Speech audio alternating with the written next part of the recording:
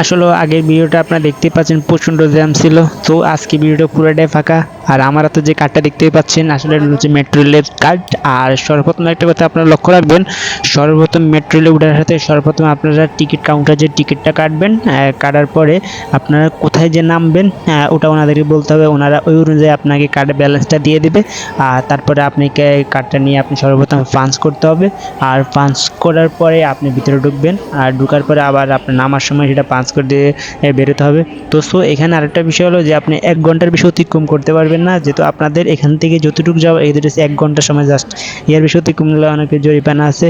যাই হোক, আমরা মেট্রো রেল থেকে এখন আমরা পিছন সাইডটা আপনাকে দেখাবো। আসলেও আপনার মেট্রো রেলের প্রচুর পরিমাণে ফাঁকা জায়গাটা দেখতে পাচ্ছেন, এই যে আমার বাগিনা। আসলে আমরা আসছি, যেহেতু আগের ভিডিওটা আপনারা দেখতে পাচ্ছেন প্রচণ্ড জ্যামের কারণে করতে পারিনি। তো আজকের ভিডিওটা পুরাটাই ফাঁকা। আসলে ফাঁকা এতটাই ফাঁকা যে আমরা দাঁড়িয়ে আসছি, কতক্ষণ বসে আসছি। যাই হোক, আমরা আগের ভিডিও দেখতে ভালো লাগলো। আর আমাদের ভিডিওটা আপনাদের কেমন লাগছে অবশ্যই মতামত জানাবেন। ভালো লাগলে অবশ্যই আমাদের চ্যানেলটি সাবস্ক্রাইব করে দিন পরবর্তী পার্টের জন্য, যে আপনাদেরকে উপভোগ করতে পারি। তো আজকের জন্য এখানে সমাপ্তি। সবাই ভালো থাকবেন, সুস্থ থাকবেন। খোদা হাফেজ, বাই বাই।